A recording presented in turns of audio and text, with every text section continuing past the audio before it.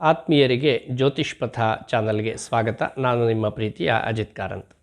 ಶ್ರೀ ಪರಾಭವ ನಾಮ ಸಂವತ್ಸರದ ಶುಭಾಶುಭ ಫಲಗಳು ವೃಶ್ಚಿಕ ರಾಶಿಯವರಿಗೆ ಹೇಗಿದೆ ಇದನ್ನು ನಾವು ನೋಡುವ ಕಾಲ. ವೃಶ್ಚಿಕ ರಾಶಿಯವರಿಗೆ ಬಹುತೇಕ ವಿಶ್ವಾವಸು ನಾಮ ಸಂವತ್ಸರ ಅಷ್ಟೊಂದು ಆಶಾದಾಯಕವಾಗಿರಲಿಲ್ಲ.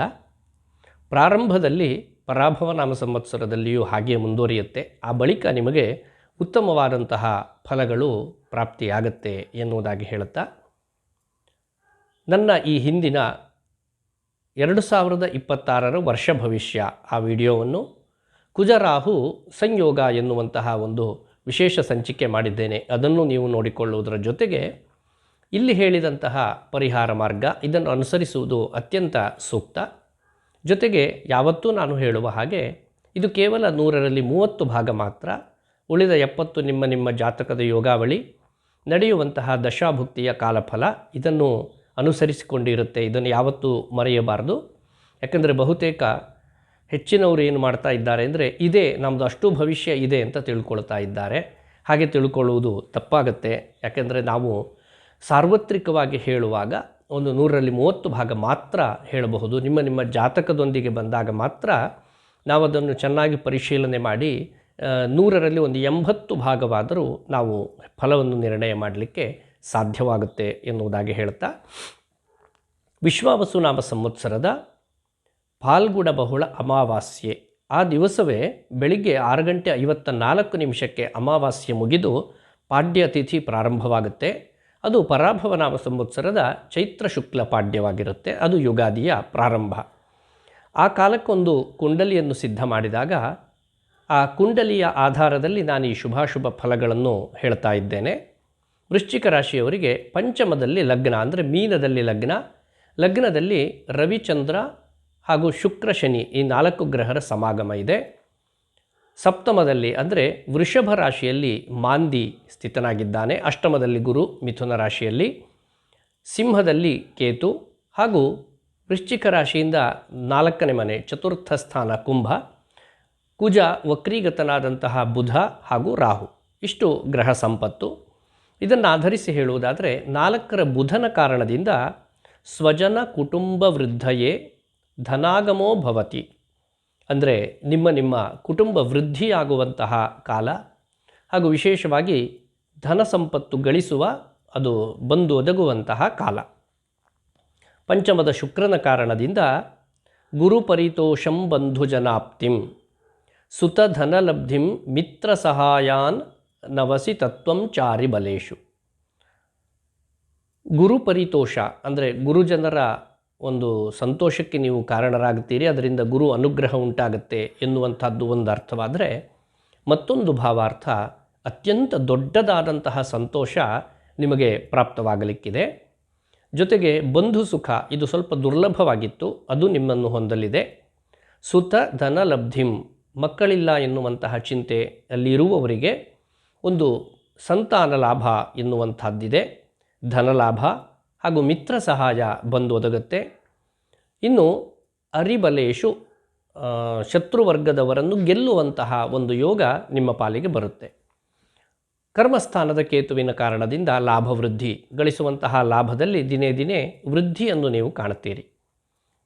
ಇನ್ನು ದುಷ್ಫಲಗಳು ಯಾವುದಿದ್ದಾವೆ ಹಾಗಾದರೆ ಅಂತ ನೋಡಿದರೆ, ಚತುರ್ಥದ ಕುಜನ ಕಾರಣದಿಂದ ದುಸ್ಸಂಗೋದರ ರುಕ್ ಜ್ವರಾಂಗ ರುಧಿರ ಸ್ರಾವಾಶ್ ಚತುರ್ಥ ಸ್ಥಿತೆ.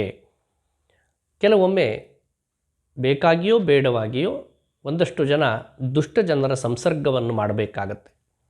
ಅದರ ಕಾರಣದಿಂದ ಅನೇಕ ಹಾನಿ, ಅವಮಾನ, ಧನಹಾನಿ ಮತ್ತು ದೇಹಪೀಡೆ ಇತ್ಯಾದಿಗಳನ್ನು ಅನುಭವಿಸಬೇಕಾಗತ್ತೆ. ಋಕ್ ರೋಗಬಾಧೆ ಮತ್ತು ಜ್ವರಬಾಧೆ ಆವಾಗವಾಗ ಬಾಧಿಸ್ತದೆ. ರುಧಿರಸ್ರಾವ ಒಂದಷ್ಟು ರಕ್ತಸ್ರಾವ ಉಂಟಾಗುತ್ತೆ. ಇದು ಚತುರ್ಥದ ಕುಜನ ಕಾರಣದಿಂದ ನೀವು ಅನುಭವಿಸಬಹುದಾದ ಫಲಗಳು. ಚತುರ್ಥದ ರಾಹುವಿನಿಂದ ಶೋಕ ಮತ್ತು ಭಯ. ಪಂಚಮದ ರವಿಯ ಕಾರಣದಿಂದ ದೇಹಾಲಸ್ಯ ಧನವ್ಯಯ ಎನ್ನುವಂಥದ್ದು. ಪಂಚಮದ ಚಂದ್ರ ಅವನು ವಾತರೋಗವನ್ನು ಸೂಚಿಸ್ತಾನೆ. ಪಂಚಮದ ಶನಿಯ ಕಾರಣದಿಂದ ಸುತಧನ ಪರಿಹೀನ ಪಂಚಮಸ್ಥೆ ಪ್ರಚುರ ಕಲಹಯುಕ್ತಶ್ಚಾರ್ಕಪುತ್ರೆ.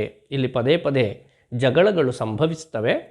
ಹಾಗೆ ಸುತಹೀನಃ, ಇಲ್ಲಿ ಮೊದಲೊಮ್ಮೆ ಮಕ್ಕಳನ್ನು ಪಡೆಯುತ್ತೀರಿ ಎನ್ನುವಂತಹ ಯೋಗ ಇದೆ. ಇದನ್ನು ಗಮನಿಸಬೇಕು.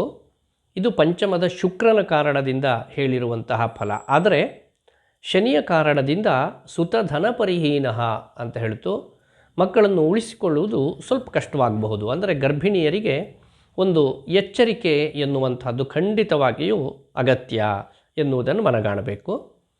ಸಪ್ತಮದ ಮಾಂದ್ಯ ಕಾರಣದಿಂದ ದಾಂಪತ್ಯ ಕಲಹ ಮತ್ತು ಚಂಚಲ ಸ್ವಭಾವ ಎನ್ನುವಂಥದ್ದು. ಅಷ್ಟಮದ ಗುರು ಬಂಧನ, ವ್ಯಾಧಿ ಮತ್ತು ಉಗ್ರವಾದಂತಹ ಶೋಕವನ್ನು, ಮಾರ್ಗಕ್ಲೇಶ, ಪ್ರಯಾಣದಲ್ಲಿ ಆಯಾಸ ಮತ್ತು ತೊಂದರೆಗಳನ್ನು ಕೊಡುತ್ತಾನೆ. ಮೃತ್ಯು ತುಲ್ಯಾಂಶ್ಚ ರೋಗಾನ್, ಮರಣಕ್ಕೆ ಸಮಾನವಾದಂತಹ ರೋಗ ಬಾಧೆ ಒಂದಷ್ಟು ಜನರನ್ನು ಬಾಧಿಸಬಹುದು. ಇದು ಹೇಗಿರುತ್ತೆ ಅಂತಂದರೆ, ನಿಮ್ಮ ದಶಾಭುಕ್ತಿಗಳಲ್ಲಿಯೂ ಆ ಯೋಗ ಫಲ ಎನ್ನುವಂಥದ್ದಿದ್ದರೆ ಗೋಚಾರ ರೀತ್ಯ ಈ ಫಲ ಸೇರಿದಾಗ ಅದು ಮತ್ತಷ್ಟು ಬಲವಾಗುತ್ತೆ ಅಂತ ಹೇಳ್ತಾ, ಇಡೀ ವರ್ಷದಲ್ಲಿ ನಿಮ್ಮ ಆದಾಯ 11 ಇದ್ದರೆ ವ್ಯಯ 5, ಆ ಲೆಕ್ಕದಲ್ಲಿ ನೀವು ಲಾಭದಲ್ಲಿಯೇ ಇದ್ದೀರಿ. ಆರೋಗ್ಯ 0 ಆದರೆ ಅನಾರೋಗ್ಯ 4, ಹಾಗಾಗಿ ಆರೋಗ್ಯದಲ್ಲಿ ಬಹಳ ಎಚ್ಚರಿಕೆ ಅಗತ್ಯ. ಇನ್ನು ರಾಜಪೂಜಾ 4 ಆದರೆ ರಾಜಕೋಪ 2, ಅಧಿಕಾರಿ ವರ್ಗದವರ ಸಹಾಯ ಬಹಳ ಚೆನ್ನಾಗಿಯೇ ನಿಮಗೆ ಇರುತ್ತೆ. ಸುಖ 6, ದುಃಖ 3, ಈ ರೀತಿ ಶುಭಾಶುಭ ಫಲಗಳ ಸಮ್ಮಿಶ್ರ ಫಲವನ್ನು ವೃಶ್ಚಿಕ ರಾಶಿಯವರು ಕಾಣಲಿಕ್ಕಿದ್ದೀರಿ. ವರ್ಷ ಪೂರ್ತಿಯಾಗಿ ನವಗ್ರಹರನ್ನು ಆರಾಧನೆ ಮಾಡಿ ಹಾಗೂ ಮಹಾಗಣಪತಿಯ ಆರಾಧನೆ, ಅನುಷ್ಠಾನ ಇವುಗಳನ್ನು ಬಹಳ ಚೆನ್ನಾಗಿ ಮಾಡಿ. ಇದರಿಂದ ನಿಮಗೆ ಒಳ್ಳೆಯ ಫಲ ಪ್ರಾಪ್ತಿಯಾಗುತ್ತೆ. ಜೊತೆಗೆ ನರಸಿಂಹನ ಆರಾಧನೆ, ಇದು ವೃಶ್ಚಿಕ ರಾಶಿಯವರಿಗೆ ಹೆಚ್ಚು ಹೆಚ್ಚು ಒಳ್ಳೆಯ ಫಲಗಳನ್ನು ತರುವಲ್ಲಿ ಸಫಲವಾಗುತ್ತೆ ಅಂತ ಹೇಳ್ತಾ, ಪರಾಭವನಾಮ ಸಂವತ್ಸರ ವೃಶ್ಚಿಕ ರಾಶಿಯವರಿಗೆ ಶುಭವನ್ನೇ ತರಲಿ ಎನ್ನುವುದಾಗಿ ಹಾರೈಸ್ತೇನೆ. ಯುಗಾದಿಯ ಶುಭಾಶಯಗಳು. ಧನ್ಯವಾದಗಳು. ಶುಭಮಸ್ತು.